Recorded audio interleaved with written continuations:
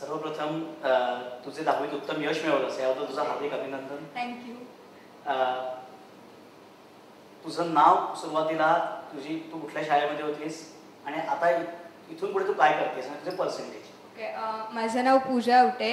मी रेणुका स्वरूप शाळेमध्ये होते आणि आत्ता मला 10वीला 95.27% पडले आणि सायन्स आवडत नसल्याने मी कॉमर्सला घेतलं. मी आता BMCC मध्ये. Very good.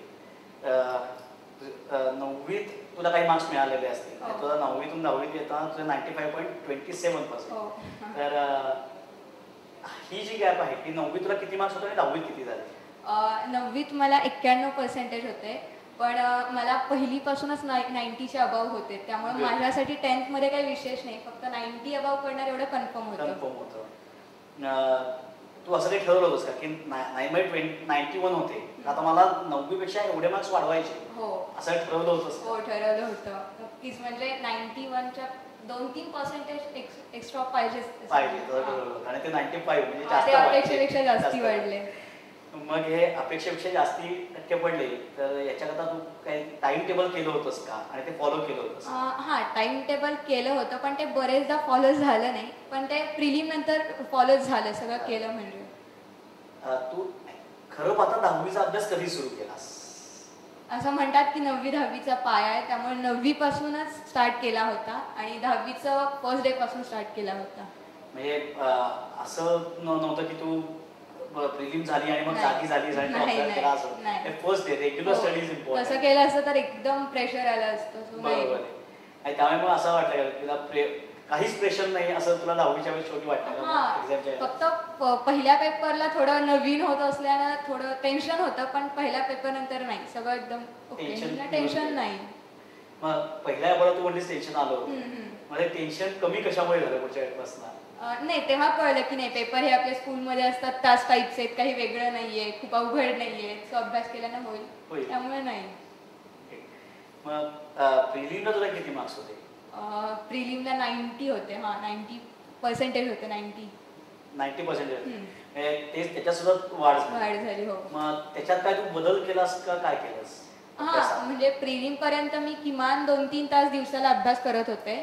प्रिलिम नंतर मी तो अभ्यासाचा वेळ वाढवला आणि त्यामुळे जास्ती वेळ झाला ना, अभ्यास झाला. नंतर ही जी परीक्षा आहे ही पाठ्यपुस्तकावरती म्हणजे टेक्स्टबुक वरतीच पूर्णपणे बेस आहे का तुमच्या कल्पनांना तुम्हाला तिथे वाव आहे जास्त? बरेचदा ती पाठ्यपुस्तकांवर आहे असं, कारण सगळं पुस्तकातलं येतं, फक्त लँग्वेजेसमध्ये निबंध वगैरे आपण कल्पनाशक्ती वगैरे वापरून लिहू शकतो. आणि एका अर्थानं असं म्हणतात ही पालकांची पण परीक्षा असते, कारण पालक पण म्हणजे एक महिना सुट्ट्या काढतात. माझ्या बाबांनी वगैरे नाही केलं, पण त्यांना विश्वास होता माझ्यावर, पण एका अर्थाने पालकांची पण असते.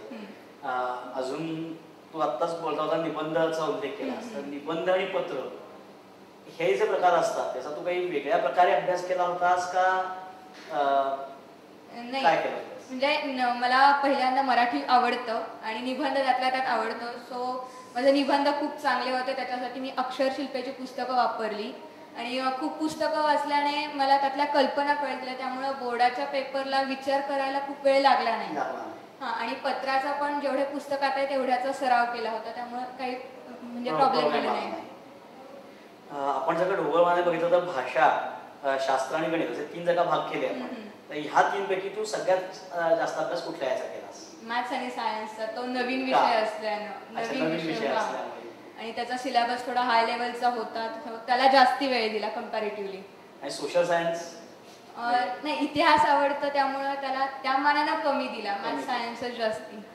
मॅथ्स सायन्स म्हणजे आवडतो त्या भागात तू कमी वेळ दिलास आणि जे आवडत नाही त्याला तू जास्त वेळ दिलास.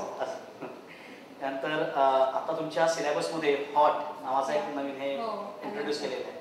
मग ह्या हॉट बद्दल तुझं काय आणि हॉटच्या क्वेश्चनची तयारी तू कशी केली होतीस? हॉट जेवढे पुस्तकात दिले तेवढे सगळे 2-3दा तर सोडवले होतेच आणि बाकीचे काय एक्स्ट्रा मटेरियल वापरलं नाही, कारण पुस्तकातलंच येतं, सो पुस्तकातल्या याच्यावर भर दिल्यानं हॉट्समध्ये काही प्रॉब्लेम आला नाही. आणि हॉट्सचा अजून काय केला तर इंटरनेट आता काळाची गरज आहे असं आपण म्हणतो, तर इंटरनेटवरती ऑनलाईन एज्युकेशन सिस्टीम खूप तयार झाले, तर तू ऑनलाईन एज्युकेशनच्या कुठल्या साईटचा वगैरे वापर केला होतास का?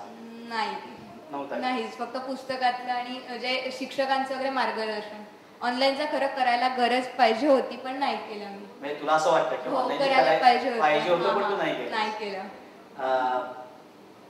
मिशन SSCनी वेबिनार्स नावाची एक नवीन कन्सेप्ट आणलेली आहे. तर त्याच्याबद्दल त्याचा तू वापर केला होतास किंवा तुला माहिती आहे का? नाही, माहित होतं, एकदा बघितलं पण होतं ते, म्हणजे एकदा यूज केलं होतं त्याचं.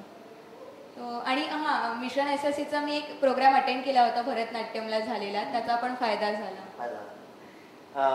त्यानंतर आपण जर का बघितलं तर वेगवेगळे छंद आणि आवडी आपल्या असतात, पण 10वी म्हणल्यानंतर मुलं बरेचदा आपले छंद बाजूला ठेवतात.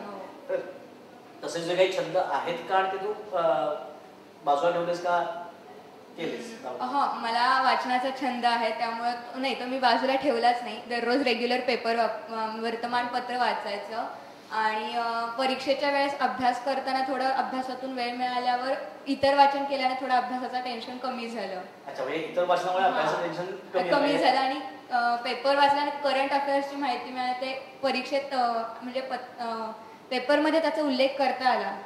असं म्हणजे करंट अफेअर्स. नंतर शाळेमध्ये तुमच्या इंटरनल असेसमेंट अंतर्गत मूल्यमापन हे चालू असतं. तर हे जे अंतर्गत मूल्यमापन सारखं चालू असतं, त्याकरता तू काही वेगळी तयारी केलीस का आणि त्याचं तुला महत्त्व काय वाटतं? त्याचं महत्त्व आहेच, त्याच्यासाठी वेगळी तयारी काही नाही. फक्त शाळेत अटेंटिव्ह राहिले, सगळ्या वह्या सबमिट वेळेत केल्या आणि गैरहजर कमी राहिले. सो बाकी काही तयारी नाही विशेष, फक्त तोंडी परीक्षांचा वगैरे नीट केला होता अभ्यास. त्यानंतर एक शेवटचा प्रश्न तुला विचारतो, ते म्हणजे या यशाचं तुझ्या दृष्टीनं महत्त्व काय? हे माझ्या ह्याच्यातलं आयुष्यातलं पहिलं असं मोठं यश होतं आणि माझ्या आईवडिलांना खूप आनंद झाला, त्यांची इच्छा पूर्ण केल्याचं समाधान मिळालं आणि चांगल्या कॉलेजला ॲडमिशन घ्यायचं होतं, ते स्वप्न पूर्ण झालं. या भावी आयुष्याकरता मिशन SSC NX तर्फे आणि वैयक्तिक माझ्यातर्फे तुला हार्दिक शुभेच्छा. थँक्यू. धन्यवाद. वेलकम.